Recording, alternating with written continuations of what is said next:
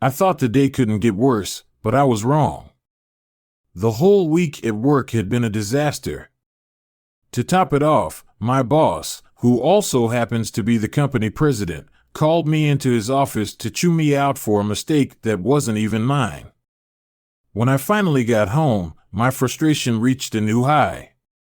My sister-in-law, my driveway was blocked by my sister-in-law's car, so I couldn't park in front of my house. On top of that, the neighbor's teenage son and his friends had parked all the way down the street, forcing me to park 3 houses down. Walking back to my house, I wondered why I even bothered. My relationship with my wife's sister, Megan, had always been rocky. From the start, she made it clear she didn't like me. I never understood why I wasn't holding out much hope for a cozy evening with my wife, Lauren. It had been nearly a month since we'd been intimate, despite I tried to shake off the stress as I took the garbage bin from the curb to the side of the house. I went into the kitchen, grabbed a beer from the fridge, and was about to head to the living room where Lauren and Megan were chatting when something stopped me cold. I overheard Lauren say something that made me feel uneasy. I heard something that made my blood run cold. "He ducked me 3 times today." My wife said she didn't realize I was close enough to hear. It wasn't Megan's voice. I heard Lawrence's. Ever since Trevor came back into her life last month, Lauren had been different. I knew him all too well. He was her ex. Megan asked curiously, "So what now?" Lauren replied, "Trevor wants me to move in with him. I'll get a lawyer and file for divorce. It's a community property state, so I'll get half of everything." I didn't need to hear any more. My mind went numb. Without thinking, I went back to my car and sank into the driver's seat. I tried to process what I'd just overheard. It all made sense now. There was a lack of intimacy and distance. She wasn't sharing herself with me anymore because she was giving it all to him. Now she wanted to take half of everything I'd worked for. The worst part was the state. I probably would have let her do it. Lauren and I had only been married for 3 years. Right after the wedding, she quit her job. She never really did much around the house, so I hired a maid 3 times a week for cleaning and laundry on those days. Lauren might cook dinner, but most of the time I was the one cooking or she'd order takeout. Looking back, I know it sounds obvious now, but at the time I was blinded by love. She kept me happy with great sex, at least until about a month ago. I lost my mom when I was 13, and my dad and I became incredibly close after that. Losing him to a drunk driver when I was 23 was devastating. It happened just a year before I met Lauren. I inherited about $2 million. I had inherited $5 million from my dad, which I had invested wisely with the help of a reliable broker. Despite Lauren's attempts to spend all of my earnings, I had not touched the inheritance and had even managed to save hundreds of thousands more. The economy had taken a hit, but I was still doing well. However, love had made me foolish. I did not have a prenuptial agreement. I'd believed the marriage would last forever, so I was looking at the possibility of her walking away with almost $1.5 million. It felt like I'd handed her a golden ticket for her betrayal. As I sat in my car, I realized she hadn't filed for divorce yet, which gave me some time. I formulated a plan. I waited in my car until I saw Megan leave and then made a U-turn. I turned and drove back to the house. When I walked inside, Lauren was nowhere to be found, so I grabbed another beer and settled in. Just then, Lauren appeared in the kitchen, acting like everything was normal. "Oh, there you are, honey," she greeted me sweetly. "I didn't hear you come in." "Hey dear, I just got in. It was a long day," she said, forcing a smile that probably looked a lot like hers had for the past month. She was a good actress, but I could play that game too. I didn't have time to order anything for dinner. She pouted. I wanted to scream. "You were too busy with Trevor." Instead, I smiled and said, "That's okay, sweetie. I'll just heat up some leftovers from last night." She smiled, kissed my cheek, and told me she was going upstairs for a bath. I nodded and smiled as she walked away, thinking, yeah, I've got to wash all that away, huh? I heated up some cold fried rice and downed 2 more beers before settling into the den to watch TV. I flipped through the channels, landing on some old movie I wasn't even paying attention to. My mind was elsewhere. I was planning my next move when Lauren came back about half an hour later and sat on the couch with me until the movie ended. Then she said she was heading to bed. I thought, yeah, tired from all the cheating, but I said, I'll join you after the news. I spent the weekend keeping myself busy. On Saturday, I worked in the yard.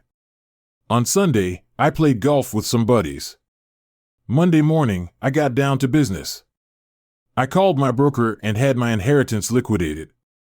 Then I cashed in my 401k. I didn't care about the penalty.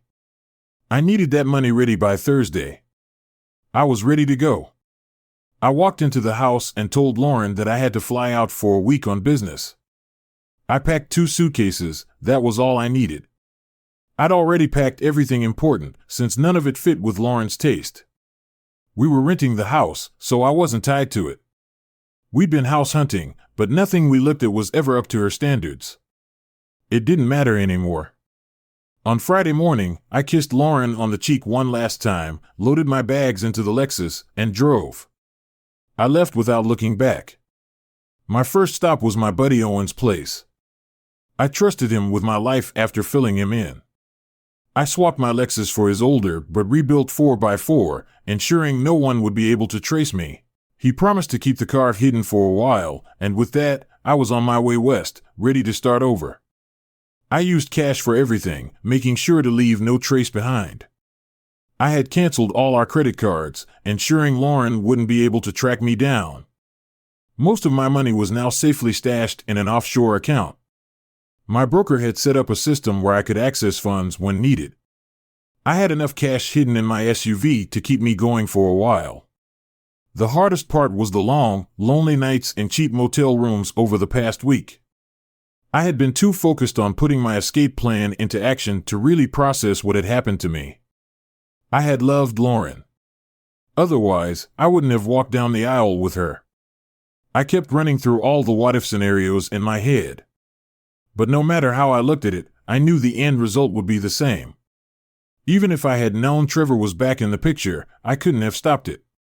I came to a bitter realization that she probably never loved me the way I had loved her. I had been a fool for not seeing it sooner.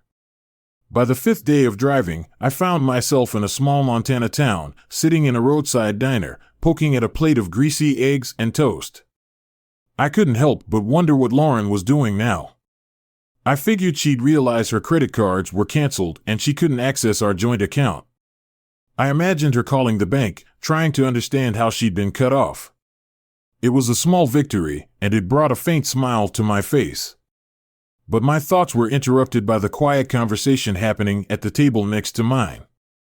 An older couple, probably in their late 50s, sat chatting over their coffee. The man with a weathered face from years of hard work was telling his wife they were short. They needed help on their farm, but they couldn't afford to hire anyone until their calves were ready for market. Even then, it was tough to find someone willing to work for what they could pay.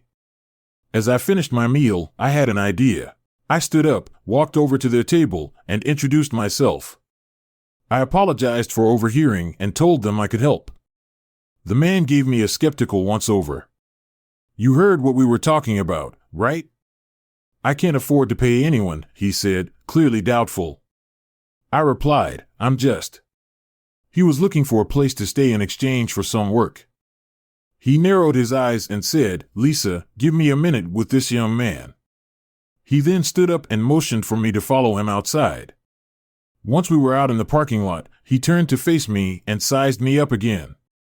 He was about my height, 6 feet tall with broad shoulders and not a spare ounce of fat. His gray hair had probably been dark in his younger years, and his face was etched with deep lines from working in the sun. He then asked, "Who are you?" "Ranch." I raised my hands in a show of peace. "Slow down. I don't even know who Travis is. I was living in Texas just a few days ago. I just got here this morning. I'm just looking for a fresh start." He wasn't convinced yet. "If that's true, then why offer to help us? What's up?" If you're on the run from the cops, we don't need that kind of trouble. I let out a long breath and told him my story. I explained about my wife cheating on me with her ex and how she was planning to take me for everything I had. I told him I wasn't a criminal, just a guy. I was trying to keep what was rightfully his. I just needed a place to stay. I told him I'd work hard and that if it didn't work out, I'd move on with no hard feelings. The man studied me for a while, then nodded slowly. If you're telling the truth, I'd be crazy not to give you a chance, he said. But I'll warn you. You know, the Travis have been sniffing around trying to buy me out. They haven't done anything illegal yet, but I wouldn't put it past them. You could be walking into a mess. I shrugged. I'll take my chances. He asked me what kind of experience I had with ranch work. I was honest. I told him I'd spent a few summers working at my uncle's place in Texas, but I wasn't exactly a seasoned cowboy. He gave me a considering look, then extended his hand. His name's Gary Ishuk. He introduced himself. Derek and I went back to the diner where Lisa was waiting. She looked curious. Lisa, this is Derek. Gary said he's going to help us out on the farm. We'll see if he can hack it. She had a light, pleasant tone with just the faintest trace of an Irish accent, like her husband. She was trim and fit, giving off the air of someone who knew how to hold her own. Nice to meet you too, ma'am, I replied politely. She chuckled and waved a hand. Last name's Peterson, but you can just call me Lisa. She was friendly and approachable, and I liked her right away. Gary suggested we head back to the ranch, but before we left town, he made a quick stop at the general store. He suggested I grab some clothes that'd hold up better on the ranch. The store owner greeted Gary like an old friend. It was clear that he was a regular. 40 minutes later, I walked out with a small stack of ranch-appropriate gear, a few pairs of jeans, work shirts, a heavy coat, and a pair of Western-style riding boots. It was enough to last me for the week, at least until I got better settled. It took about 20 minutes to get to the ranch from the store. When we got to the main gate, I saw a big wooden arch with the name Rockingbee Ranch on it. That was Gary's brand. A mile or so down a private road, we got to the main house. It sat on a hilltop. It was a two-story. The house has a great story behind it. The house was well-maintained and freshly painted, with a large barn and several outbuildings spread out behind it. The truck was loaded with sacks of groceries, clearly from their weekly run into town for supplies. I parked behind them, grabbed an armload of bags, and followed Gary and Lisa into the house. After 2 quick trips, we had everything. Gary handed me the keys to an old pickup and said, "Take this around back." He pointed to a small cabin that'll be your place to stay. I drove the truck around as instructed, and when I got out, I found Gary standing by the cabin door waiting for me. He pointed to the small, modest building and explained, "Roy's cabin is just over there." He pointed to a similar structure a few yards away. "You'll meet him later. He's out making the rounds after unloading my bags." I took a minute to check out the place. The cabin was just a single room with a bed, a table with 2 chairs, a potbelly stove in the corner, and a small bathroom. The cabin wasn't fancy, but it was clean and comfortable. It was also a good place to hide, far from anyone who might be looking for me. When I stepped back outside, Gary was waiting in his truck.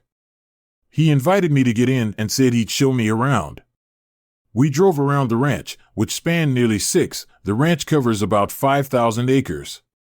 The ranch was 6,000 acres, mostly flat land, which was great for grazing cattle. A couple hundred acres were set aside for growing winter feed. The back part of the ranch was hilly and forested, leading right up into the mountains. There was a stream that cut through the property, which was only accessible on horseback. It was a beautiful, rugged piece of land, but it was clear the ranch had seen better days. Gary told me that he used to have 3 full-time ranch hands, but Roy was the only one left after the hard times. Time ranch hands, but Roy was the only one left after the hard times hit.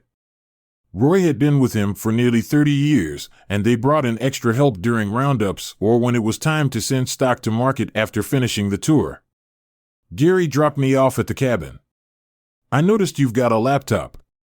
He said, we've got satellite internet here, so you can connect wirelessly. Supper's at 6 in the main house. I thanked him as he drove off. In less than 30 minutes, I had unpacked my things and got my laptop up and running. I was able to connect to the internet and quickly checked my emails. One message from Owen stood out. Lauren had reported me missing, and the police had started investigating. It wasn't much of a surprise, but it gave me something to think about. Owen was the only one who knew I'd left, and even he didn't know where I was headed. I'd already emailed my resignation to my former employer, but I hadn't told anyone in person that I was leaving. I wanted to make sure no one could track me. Just before 6, I went over to the main house and knocked on the door. Gary called for me to come in, and when I stepped inside, I found Lisa in the kitchen prepping dinner. Gary was standing nearby talking to another man. I figured the man talking to Gary was Roy. Gary waved me over. This is Derek, the new guy I was telling you about. He's here for the day, so we'll see how he feels about it after he's put in a day's work. Roy chuckled as he introduced us. He was a big guy, standing at least 6 feet 3 inches. Like Gary, he looked like someone who had spent his entire life working hard. He was also around the same age as Gary, maybe a little older.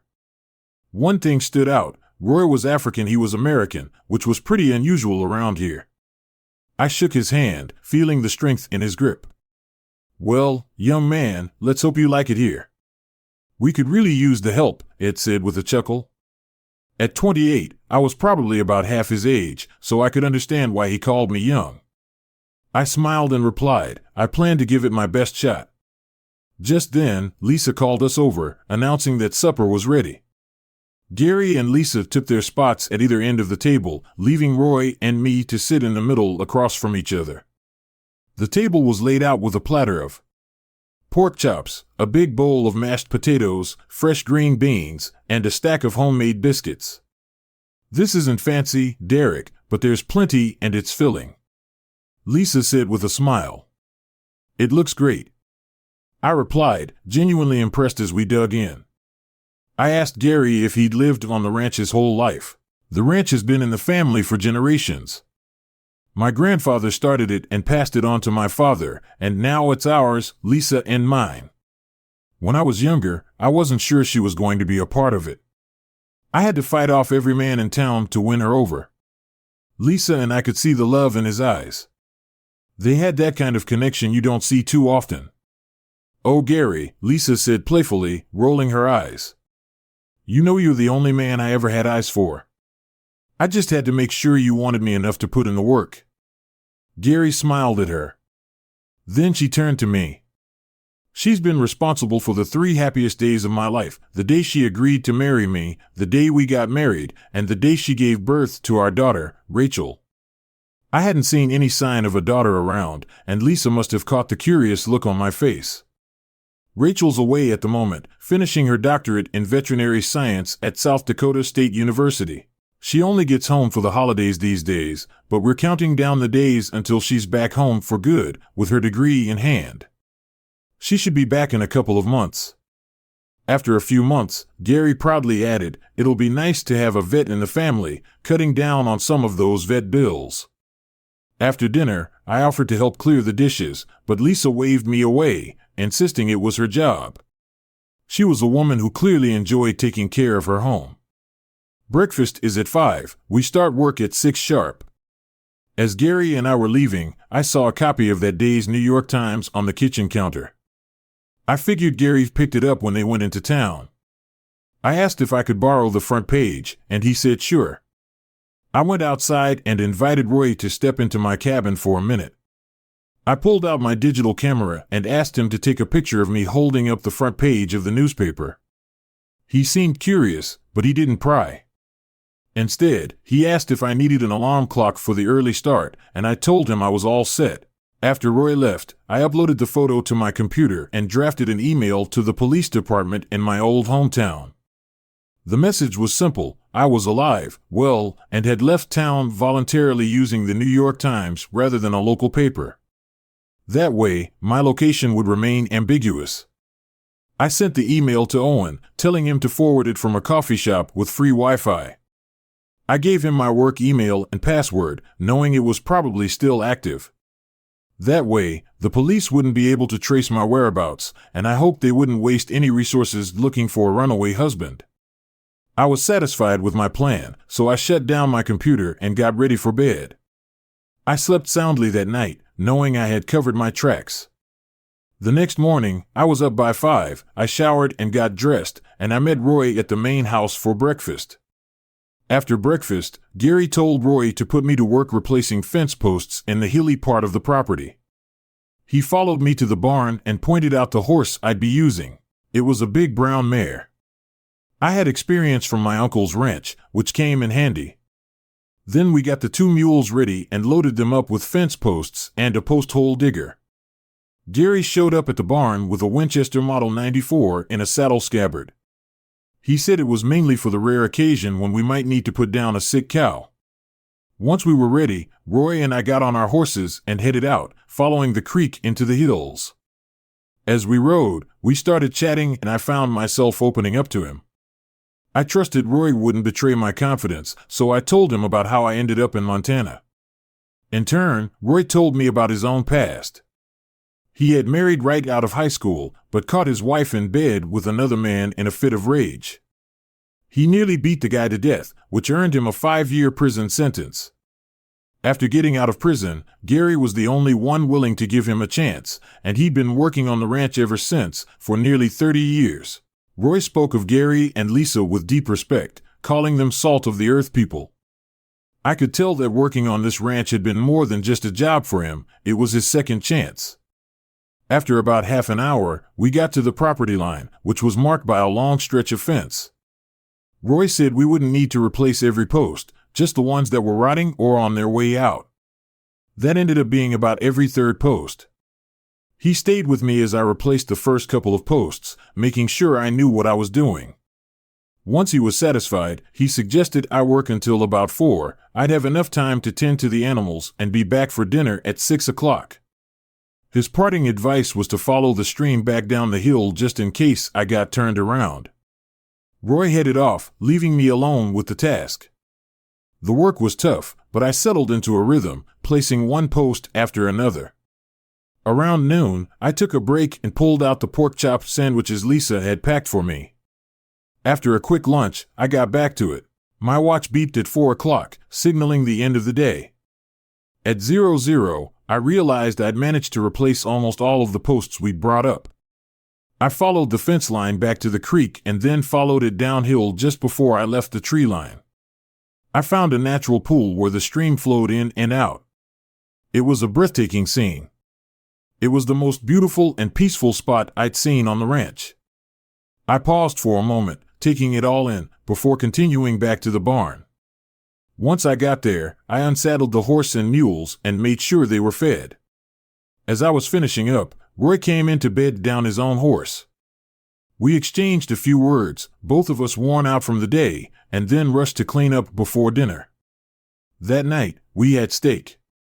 I was too tired to say much, but I enjoyed the meal. I excused myself early and headed straight to bed. I slept like a rock. The next morning, I woke up sore from head to toe. My hands were from digging post holes, and my arms, shoulders, and legs were all throbbing. No amount of gym workouts could have prepared me for that. I was ready for the full-body exhaustion that came from a long day of manual labor. I limped into the kitchen and sat down, catching a few chuckles from Gary and Roy. Even Lisa tried to hide her grin despite the soreness. My appetite was through the roof, and I devoured breakfast with enthusiasm, ready for another day of fencing. Gary asked as we finished eating, and I groaned. I tried to sound more positive than I felt. "Yes, sir," Gary laughed. "I think you've earned a break from that today. Why don't you ride the rounds with Roy?" I nodded, grateful for the change of pace. The first job of the day was to clean out the stalls and replace the hay. Once the horses and mules were turned out into the pasture and the feeders were filled, we loaded up. Then we headed up into the truck for the daily ranch inspection. Our main goal was to check on the cattle and make sure none had gotten separated from their calves or were in trouble. Roy's knowledge of the land was impressive. After 30 years, he could practically predict where the cattle would be without even thinking about it. He rattled off rough head counts as we made our way.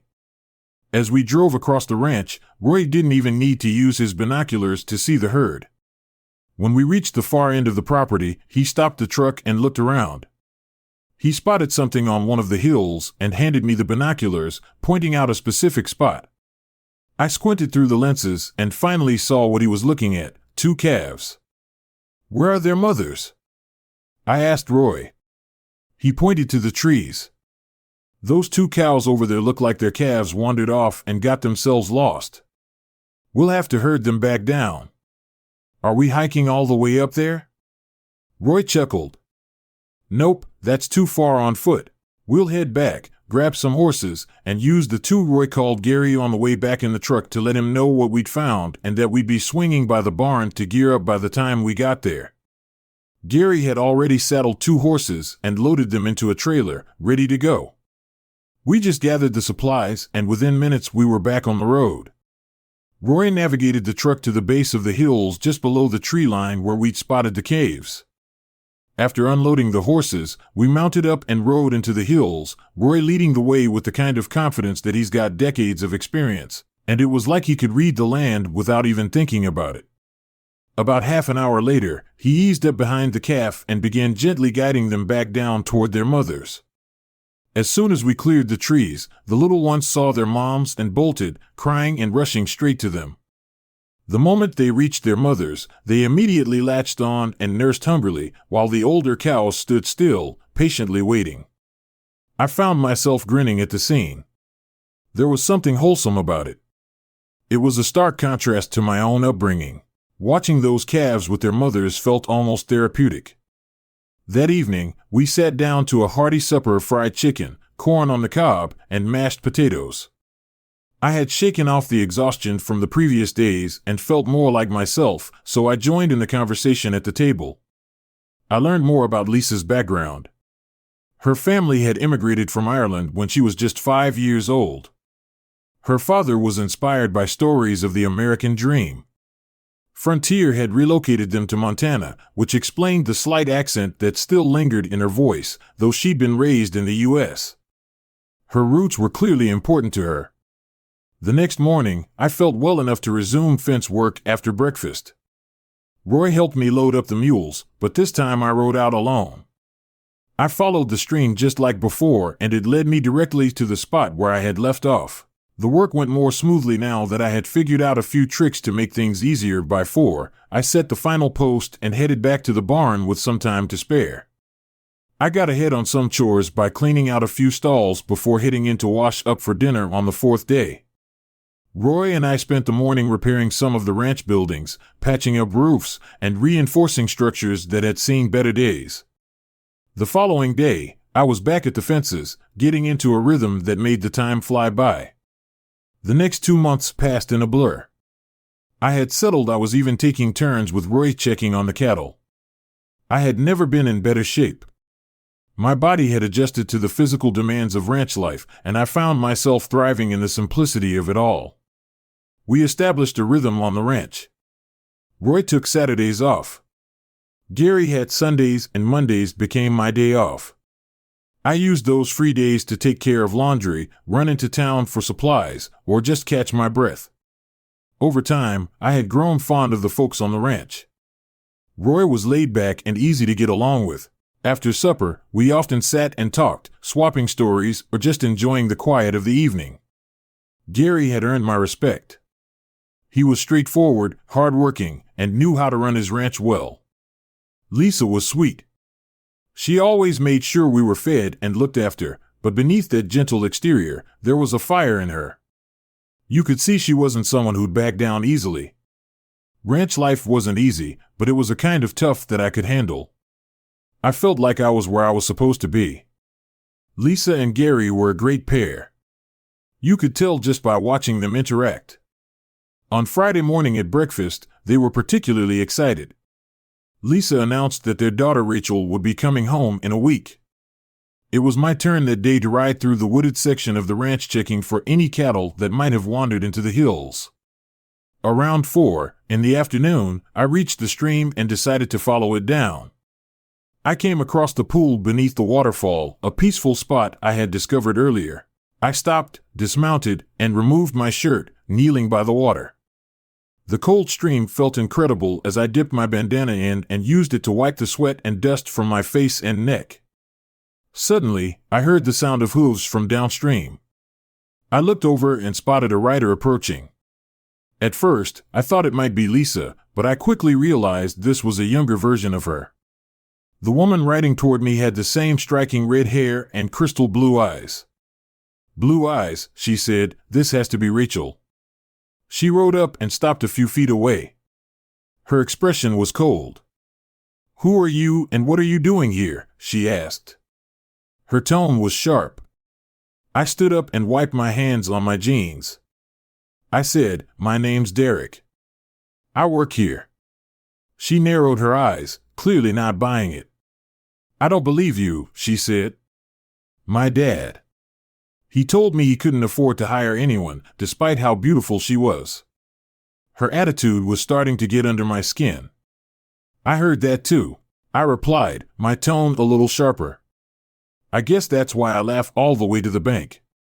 Every payday, she gave me a look of disbelief, turned her horse around with a swift kick, and rode off without another word. I chuckled to myself, shook my head, and put my shirt back on. Then, I mounted up and headed back toward the barn. Later, I found out that there was a misunderstanding between Rachel and her parents.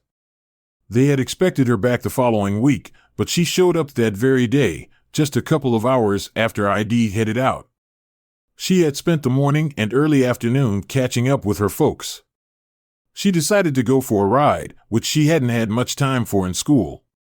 The waterfall was apparently one of her favorite spots. When I got back to the barn, I caught a glimpse of her red hair. I dismounted and led my horse into the barn. From the sound of her raised voice, she had found her father. "Who is that man up at the waterfall?" she demanded. There was a brief pause, and I could practically see Gary thinking it over. "That'd be Derek," he answered. "He's the one who works here, right?" she asked. "Yes," Gary replied. "But the last time I was home, you said you couldn't afford to hire anyone." Gary's voice remained calm. "He's right. He does work here. I don't think that's any of your business. I still run this ranch." Rachel sputtered, "But he said you pay him so much that he laughs all the way to the bank."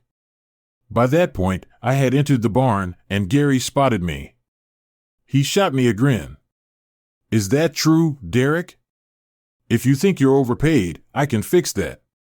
Rachel spun around, locking eyes with me, clearly fuming. I took off my hat, scratched the back of my head, and replied, "Well, Gary, I wouldn't want to take advantage of you. Just how much are you thinking of cutting my pay at that?" Gary and I burst into laughter. Rachel, however, wasn't amused. She just stood there glaring at both of us.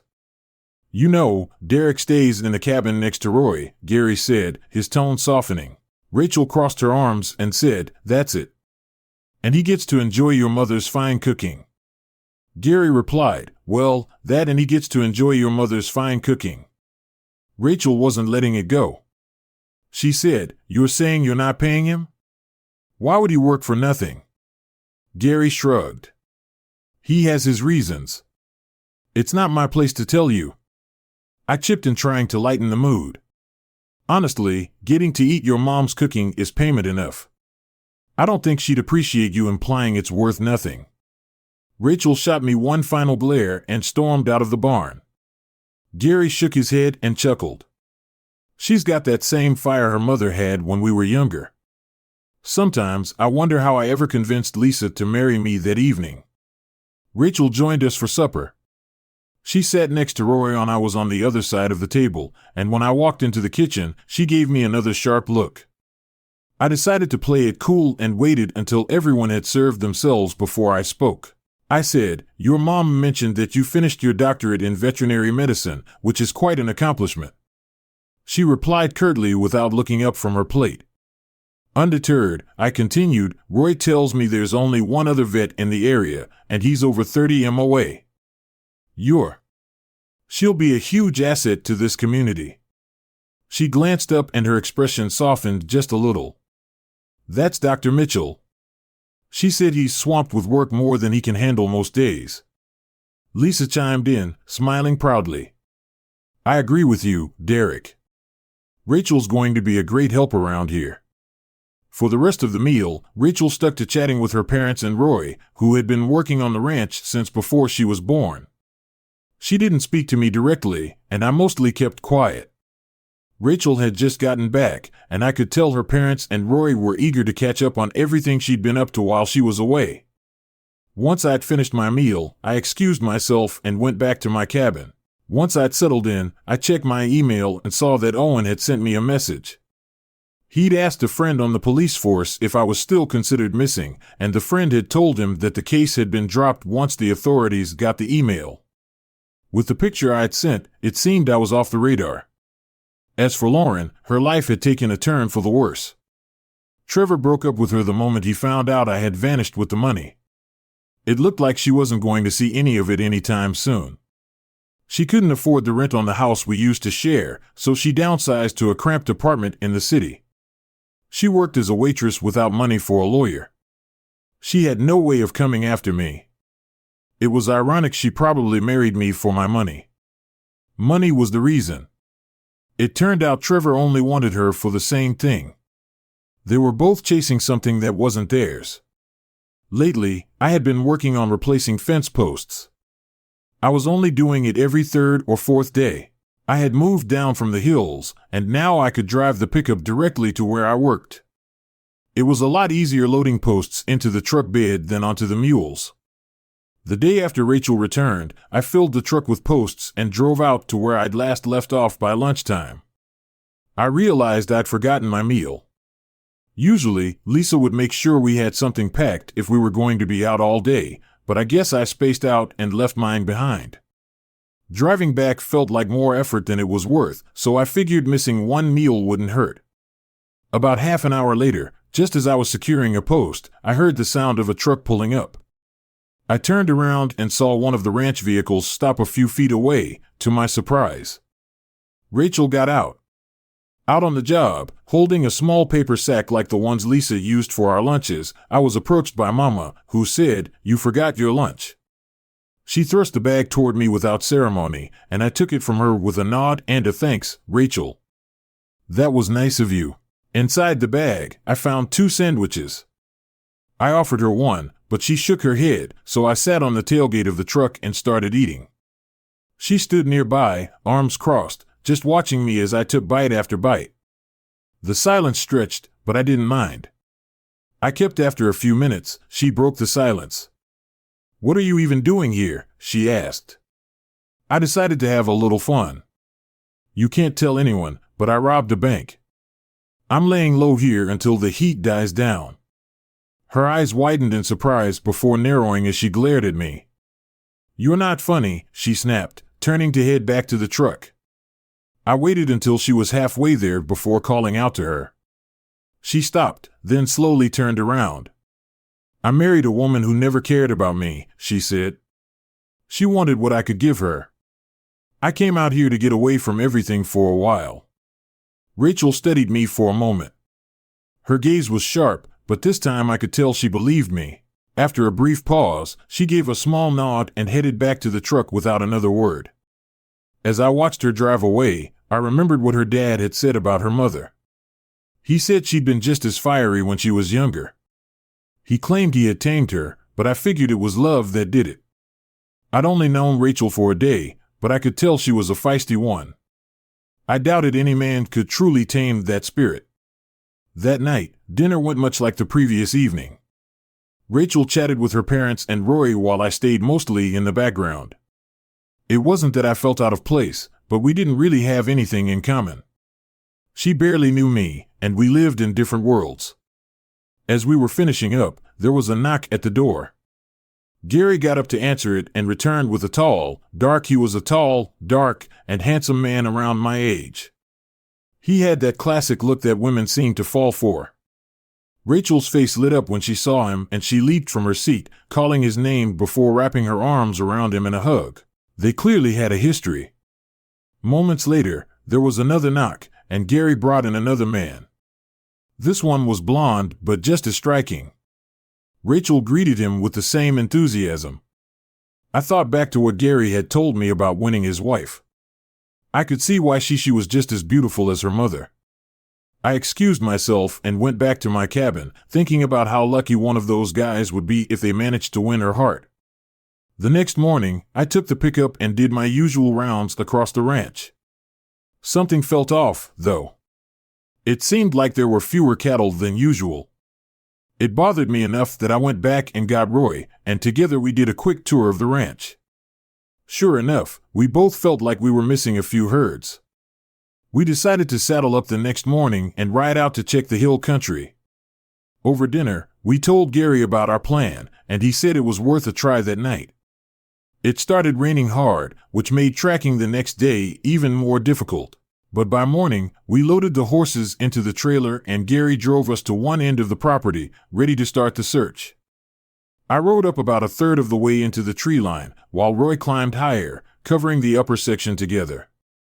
We moved across the ranch through hills and dense clusters of trees.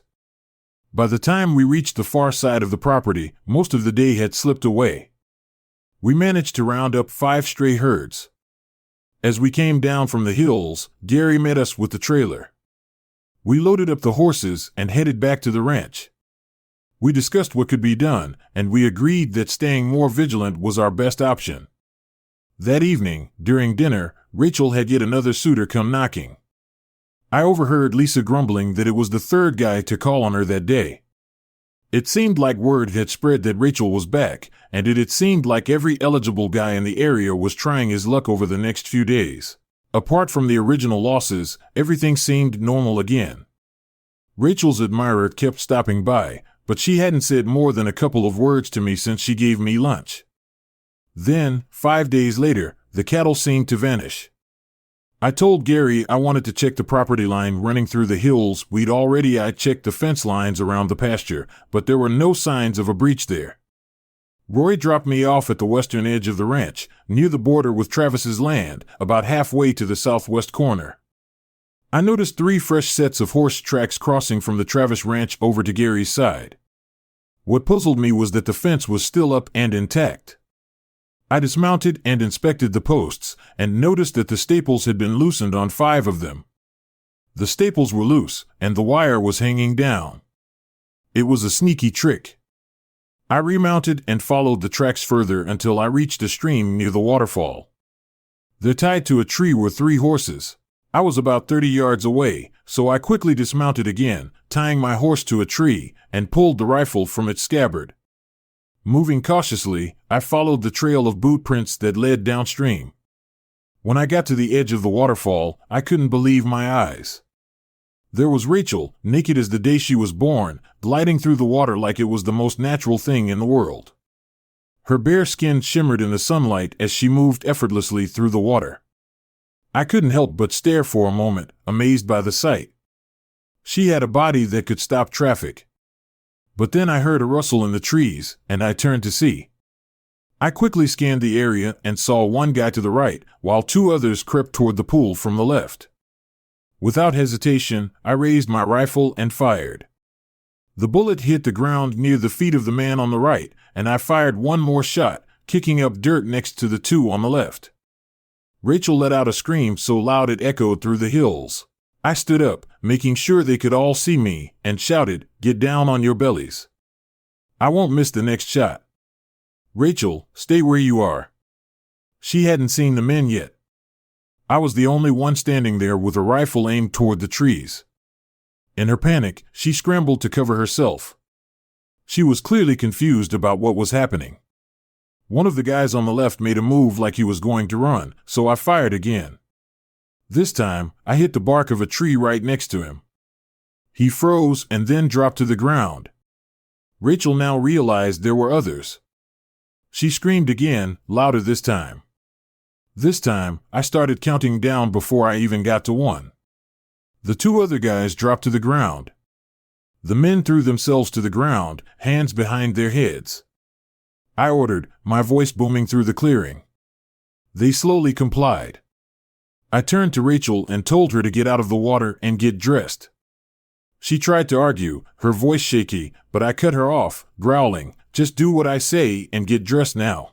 She was trembling, scared out of her mind, but she did as I asked, stepping out of the pool, water dripping off her. She looked like some sort of goddess rising from the depths. Even though she was facing away from me, I couldn't take my eyes off her. Her alabaster skin, the perfect curve of her body, especially her hips, I knew I'd never forget it. She quickly pulled on her jeans and shirt, not bothering with anything else. Then, with one swift motion, she swung onto her horse, kicked it into motion, and disappeared into the trees, leaving nothing but the sound of hoofbeats echoing behind her. I ordered each of the men, one by one, to get up off the ground. Once all three were spread out in front of me, I let out a breath of relief. Time for a bluff. "What am I going to do with you three?" I said, tilting my rifle slightly. "I could just shoot you in the legs and watch you bleed out," Panic said. The three men immediately started begging for mercy.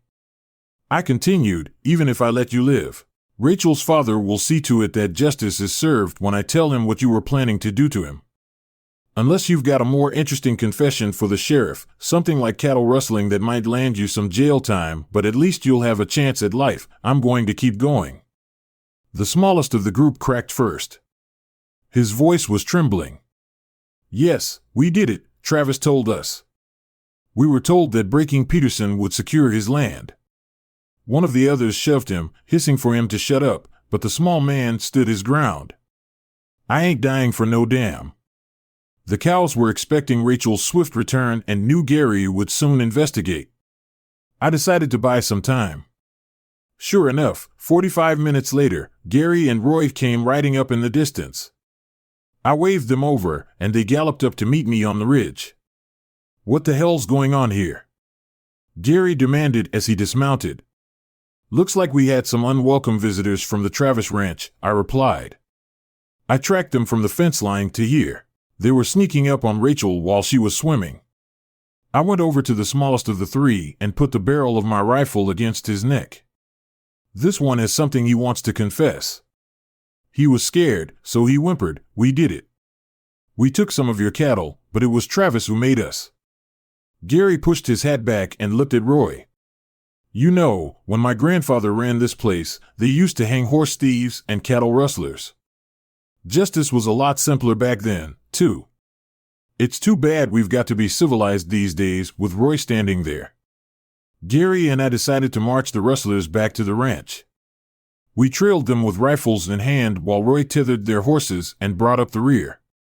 Once we got back, we led the rustlers into the barn and put each of them in separate stalls where we could keep watch without them seeing each other. Gary went into the house to call the sheriff, while Roy and I stood watch.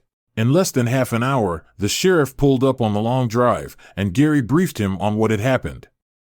I suggested we bring the smallest one out first for questioning, and the sheriff agreed.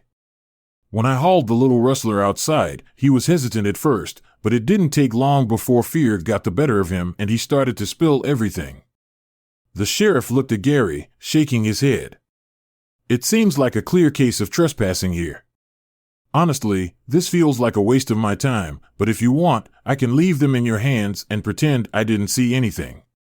The rustler's eyes went wide and he quickly told the full story. The sheriff realized this was bigger than trespassing, so he called for backup. Soon, a convoy of law enforcement vehicles was streaming onto Travis's ranch. Despite its size, the sheriff's team was able to pinpoint the location the rustlers had described. By day's end, they'd found nearly 100 stolen cattle, all branded with the Rocking G. Mark and his crew were locked up before supper. It was after 9 p.m. By the time we all sat down to eat, Rachel kept her eyes glued to her plate, barely speaking a word. Gary finally broke the silence, addressing her directly. "What were you doing out there?" Rachel shrugged and replied, "I was just taking a swim. I didn't think anyone would be spying on me." She gave me a cold glare, so I decided to set things straight. First of all, Rachel, I wasn't spying on you. I followed their tracks from the fence line to the stream. Secondly, you should consider what might have happened if I hadn't shown up. I doubt those three were planning a picnic when they saw you swimming. Like that, Lisa said, shaking her head. She sounded relieved. Thank God you were there, Derek. I hate to think what could have happened. After that, the conversation shifted, and we quickly finished dinner. We knew we had an early start the next day. As I was heading out toward my cabin, Rachel's voice rang out. I stopped waiting for her to catch up, but she didn't seem grateful. She snapped at me, "Did you enjoy the view today?" I should have known expecting a thank you was too much to ask. I sighed and looked her in the eye. I'd be lying if I said it wasn't. Her eyes flashed with irritation, and she turned on her heel, stomping off toward the house. I stood there for a moment, shaking my head. There was something about me that really got under her skin, and I couldn't quite figure out what it was. The next day, Gary had to head into town to officially file charges against Travis and his crew. It'll take a few days to sort out the return of the stolen cattle since the prosecutor needs to document everything. In the meantime, Roy and I spent the day repainting some of the old outbuildings. We had lunch in the kitchen, but Rachel decided to skip it. The meal was just fine with me. Gary came back in the early afternoon but waited until dinner to fill us in on the latest developments. He explained that since this wasn't a capital case, Travis and his crew had been released on bail. Gary didn't think there'd be any more trouble. He warned us to stay on guard just in case. With a teasing grin, he glanced at Rachel. If you're planning on another skinny dip, you might want to take Derek along for protection. Rachel's face turned bright red and she sputtered in shock before leaving the room. The table was heading straight for her room, which made Gary and Roy laugh, and even Lisa couldn't help but giggle.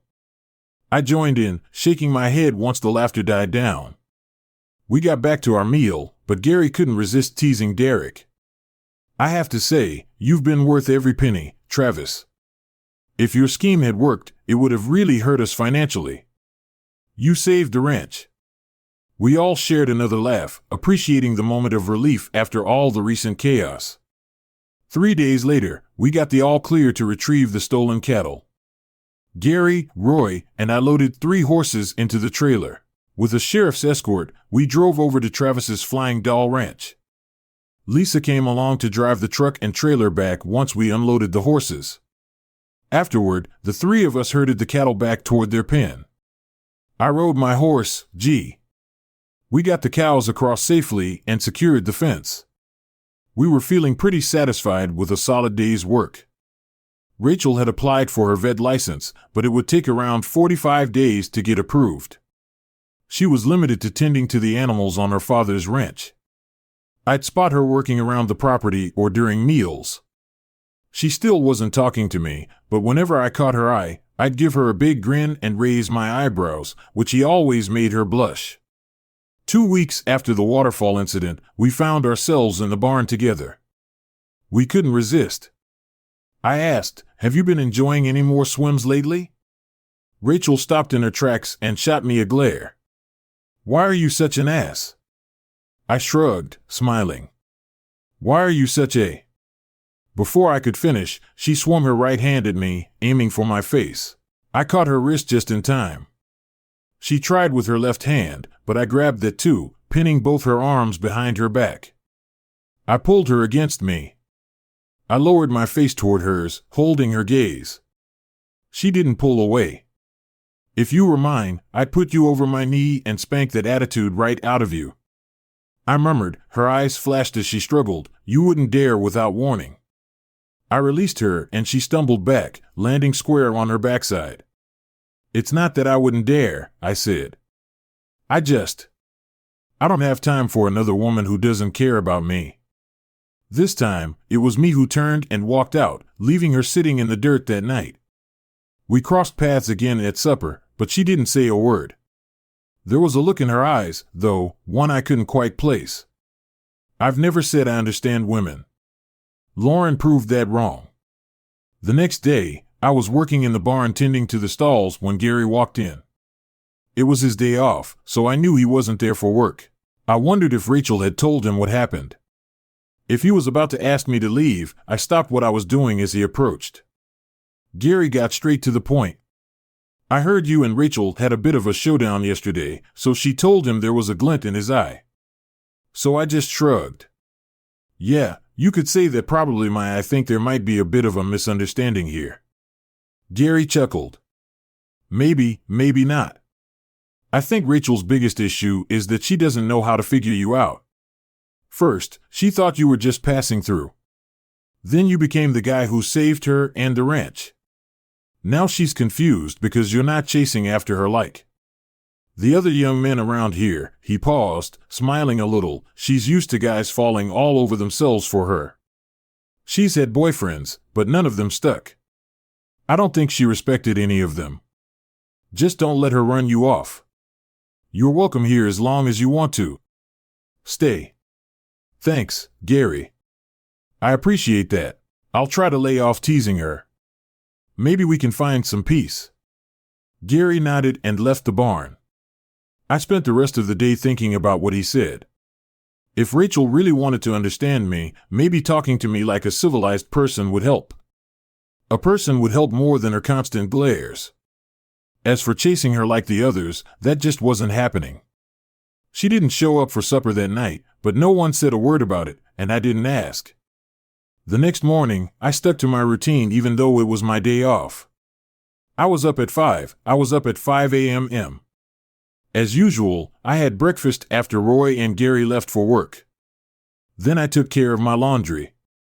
Gary had bought a large commercial washer and dryer, so I could put all my clothes in one load. The laundry room was next to the kitchen, so while my clothes were cleaning, I sat at the table with Lisa. Rachel came in for breakfast and a chat.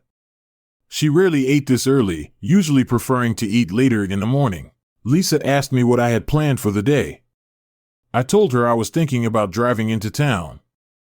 I then asked if she needed me to pick up anything for her while I was there. If you don't mind, she said, there are a couple of things I could use. I told her I didn't mind at all. Then, Rachel, who had been standing nearby, suddenly chimed in, could I ride into town with you? I was planning to go to the general store for a few things, and it seems like a waste of gas for us both to drive separately. I was surprised after our little showdown. Yesterday, I wasn't expecting her to want to go anywhere with me. I smiled and said, sure, I'd be happy to give you a lift.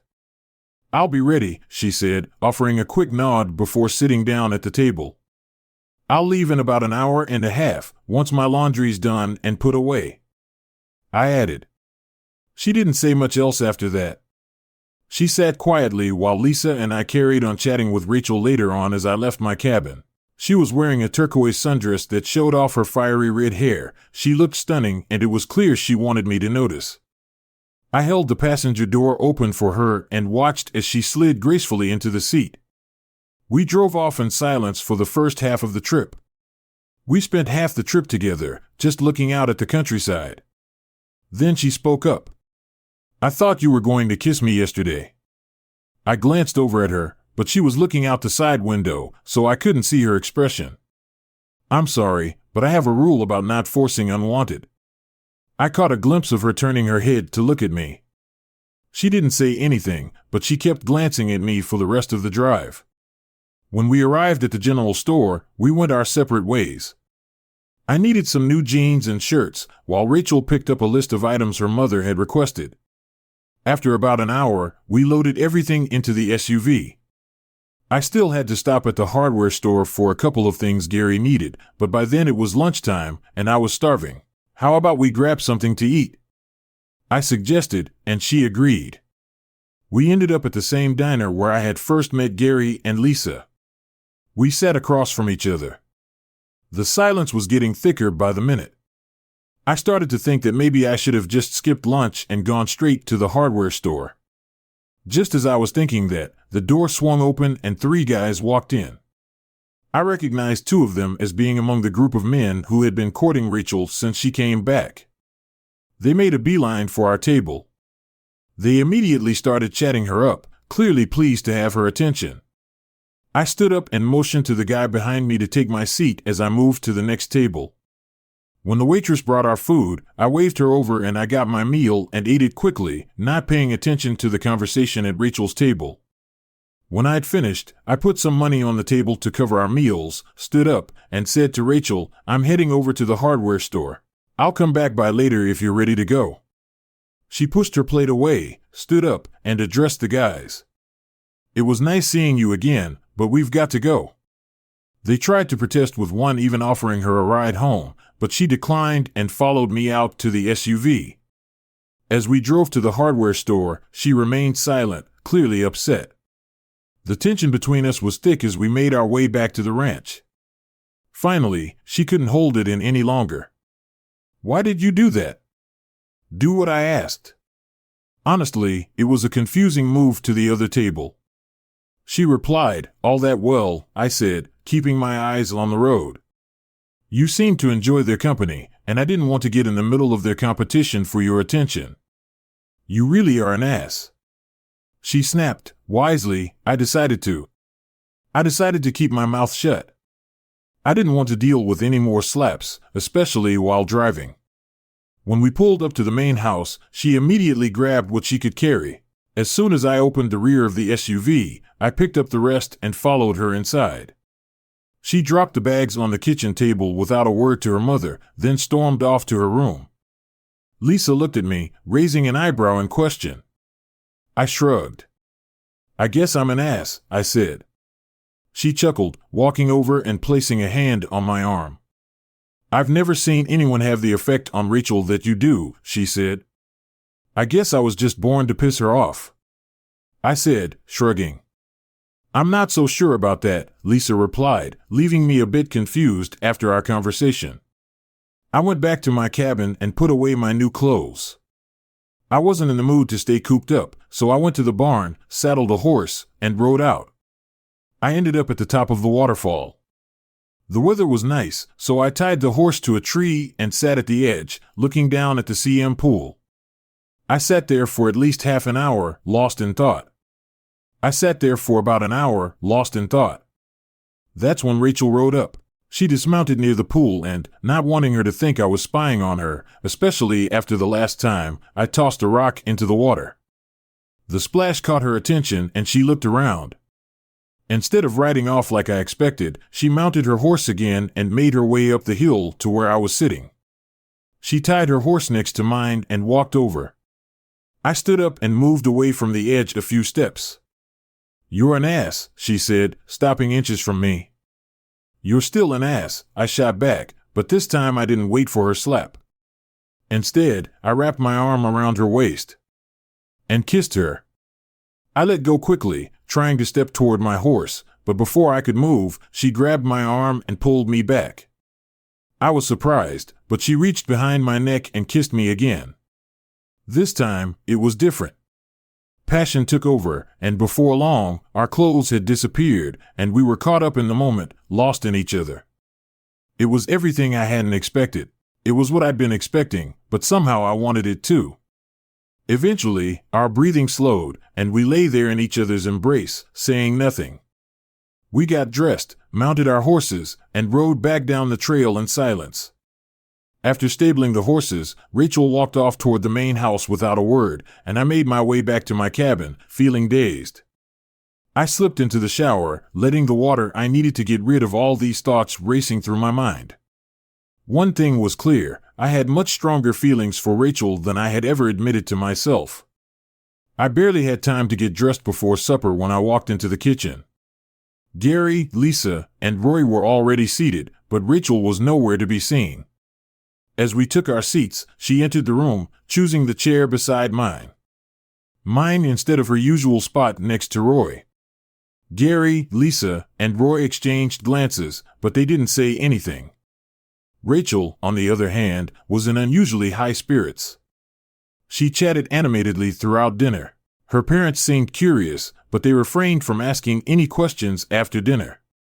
Rachel helped her mother clean up the kitchen while Roy and I headed back to. As I was getting ready for bed, I heard a soft knock at my door. I was only in my boxers, but I opened it and saw Rachel standing there. She came into the room and gave me a hug. We kissed, and then she led me back to the bed.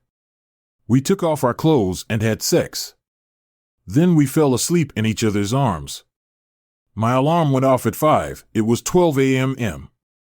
I was woken up suddenly and had to get up to turn off the alarm.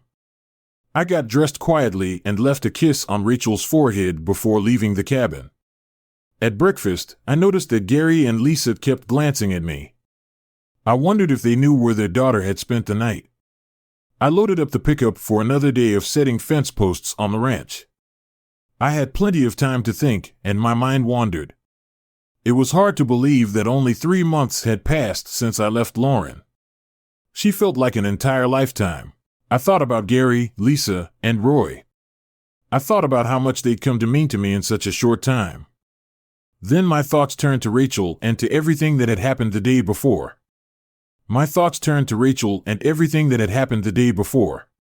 Could I find the kind of love her parents had by lunchtime? I realized I had forgotten to pack a lunch just as the thought crossed my mind. I heard the sound of a pickup approaching. Rachel jumped out and ran toward me with a bag in hand. She threw her arms around me. She kissed me passionately and then handed me the bag, ignoring the food. I pulled her in for another kiss, just as heated as before. I didn't get many fence posts set that day, but I did find time to set a post of my own a couple of times over. Between moments of passion, we found time to talk. I told her more about my past, including how my wife had betrayed me. The only way I'll leave is if you tell me to go. Rachel headed back home, and I finished up my work for the day after a shower and a change of clothes. I walked into the kitchen to find her already there again, choosing the seat beside me. There was a knock at the door. Gary got up to answer it. When he came back, he was with the same guy who'd been the first to call on Rachel. Once he sat down, Rachel gave him a look I couldn't quite read. I was wondering if you'd like to go for a drive, he asked. Around here, going for a drive was code for a date. Thanks for the offer, but I don't think my boyfriend would like it, Rachel said smoothly. Then, without missing a beat, she leaned over. He gave me a quick kiss on the cheek. The guy was tall, dark, and handsome. He turned beet red, stammered something, and then left. That one simple gesture made our relationship official. I glanced over at Gary and Lisa. They were both smiling, and even Roy couldn't help but grin. Rachel and I were now an official couple. The days of local men calling her days of being single were over. I helped Rachel with her plans to get a loan from the bank to buy equipment for her veterinary business. The bank was reluctant to approve an unsecured loan, but the only other option seemed to be using her father's ranch as collateral, which she was reluctant to do. I told her to give me a couple of days and I'd see if I could come up with something. I got in touch with my offshore bank and set up an account under the name of a fictitious loan company. Rachel filled out a loan application on my computer, which I sent to my email.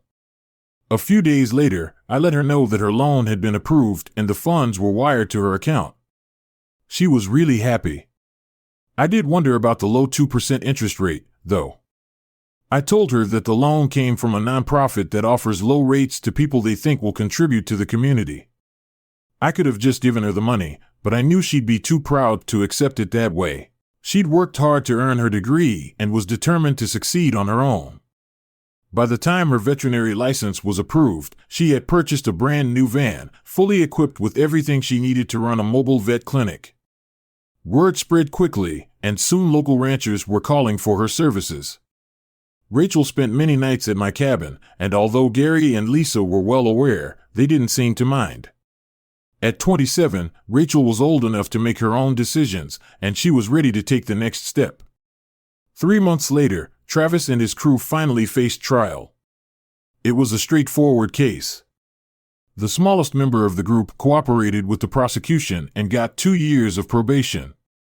The other 5 men who worked for Travis were sentenced to 5 years in prison each. Travis himself received the maximum sentence, 10 years and $50,000. I decided to look into his situation further and found out that he had no family and no one left to run his ranch. With all of his hands in prison, this presented an opportunity. Before I could move forward with that plan, though, I had unfinished business to take care of. My divorce was still pending, and I couldn't stomach the thought of Lauren getting my money. So I reached out to Owen once again, asking for his help. This time, instead of emailing, I called him and asked him to speak directly to Lauren. I wanted him to offer her a settlement of $50,000. I offered her $50,000 in exchange for a divorce. If she declined, I would never contact her again and she wouldn't get a cent. At first, she played innocent, demanding to know why I had left and why I wouldn't come back. The charade ended quickly when Owen revealed that I knew about her affair with Trevor and her plan to divorce me with her secret out. Still struggling financially, she accepted the offer. Now that I had her agreement, I needed to return to Texas to finalize the divorce papers. Rachel wasn't thrilled when I told her I'd be leaving for a bit, but I told her I needed to close that chapter of my life. She wanted to drive me to the airport and wait there for me when I got back. I left most of my stuff behind, taking only what I could fit in a suitcase, which seemed to ease her concerns. I flew out on a Sunday, and Owen picked me up at the airport. I stayed with him and his family for the week, making sure to call Rachel every night. By Friday, all the paperwork was done. Owen took Lauren to my lawyer, where she signed the divorce papers and walked away with a check for $110. The remaining $40,000. I was told that the remaining $40,000 would be paid in 60 days once the divorce was finalized. I never had to see her face again as I wrapped up business. Then I remembered that I still had personal items in storage back in Texas. Family heirlooms, yearbooks, and other sentimental belongings. I decided it was better to bring them all back with me now rather than return for them later. So I rented a moving van and loaded everything up. When I told Rachel that I wasn't flying back but driving, she was surprised at first. But once I explained that I was bringing back everything important to me, she was excited about my return. The drive took 3 days, and by the time I pulled into the Rockingbee Ranch on Tuesday evening, I was exhausted. But the warm welcome from everyone, especially Rachel, made the trip worth it. That night, Rachel continued her enthusiastic welcome until the early morning. After a long day, we finally got some sleep. I was tired but ready to move forward with the rest of my plan. I had to go to the prison where Travis was being held to convince him to sell me his ranch. At first, he wasn't interested. He wasn't convinced at first, but I kept at it. I pointed out that he'd be locked up for at least 7 years, maybe more if things didn't go his way. Even with good behavior, parole wasn't guaranteed. Without someone to look after the ranch, house, and buildings, they'd start to fall apart. The cattle might not survive the winter without someone to care for them. I also wondered if he'd be welcomed back into the community once his sentence was over. He eventually agreed to sell, and I offered him enough money to give him a fresh start once he got out. The next step was securing financing, and I was confident that Lauren wouldn't risk her $40,000. I moved my money back into the country and negotiated a purchase price of $5 million, which was well below the actual value of the property, making it easier to secure financing. I made a down payment of $500,000 and set up a plan to finance the rest. It took about a month to finalize the deal. During that time, I kept my activities under wraps. The only people who knew what was going on were Rachel and Gary. I told them it was personal business involving my assets that required some attention. I set up a corporation and registered the ranch under that name with summer fading into fall. I also hired a crew to harvest hay on the property and brought on 4 ranch hands to live on site and manage things in the meantime. The most experienced of the group was appointed as the temporary foreman. I made it clear that I'd be an absentee owner at least for a while, but I assured him he could always reach me by phone and I'd visit frequently to check on things. The final piece of the puzzle was remodeling the main house. It was a large 2-story 5. The bedroom structure was in desperate need of some modernizing, and while Rachel was frustrated by the secrecy surrounding my activities, our relationship continued to flourish. My love for her grew stronger every day, and I could tell she felt the same about me. Her veterinary business was thriving too. She was frequently on the road attending to ranchers' needs, but despite her busy schedule, she remained happy and content. There were moments when I almost let my plan slip. After one particularly long day of checking on the remodeling, Rachel cornered me with questions. "What the hell is going on, Derek? Are you seeing someone else?" I was taken aback by her suspicion. "God, no. I swear there's no one else. I just have a few things I need to take care of. Please believe me. I promise I'll tell you everything soon. I'm asking you to trust me." She studied my face, searching for the truth. After a tense moment, she relented. "Okay, Derek. I do trust you, but you better tell me what's going on soon, or I swear I'm going to give you a piece of my mind." I grabbed her, pulling her in for a kiss, pouring all the love I had into it. As spring arrived and the construction season began, the renovations on the main house were complete. It was time to reveal the final part of my plan. One afternoon, I asked Rachel to go for a drive as we cruised down the road. I told her I've been thinking it's time for me to leave the Rockingbee Ranch. Her eyes immediately filled with tears. With tears in her eyes, she said, "You promised you wouldn't leave."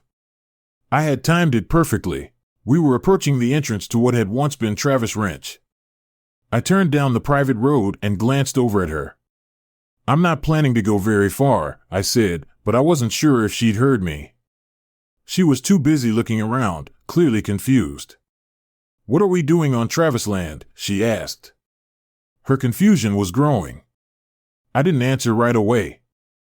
Instead, I drove us up to when we stopped at the main house. I got out and walked around to her side to open the door.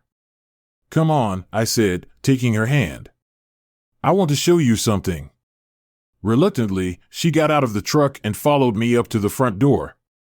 I unlocked it and led her inside. "What are you doing, Derek?" she hissed. "We could get in trouble for this." "Relax," I said, smiling. "Travis doesn't own this place anymore. I just want you to take a look around and tell me what you think of the house." I showed her the upstairs, then took her back down to the living room, den, 2 home offices, and finally, the kitchen. I could tell by the look on her face that she loved the kitchen. It was brand new with every modern amenity she could ever want. There was only one room in the house with any furniture, the one I had set aside to be my office. The rest of the place was a blank slate waiting for her decisions on how she wanted to furnish it. "So, what do you think?" I asked her to think of the house. She said it was really nice, but I could see confusion on her face. I asked her why she thought she could live there.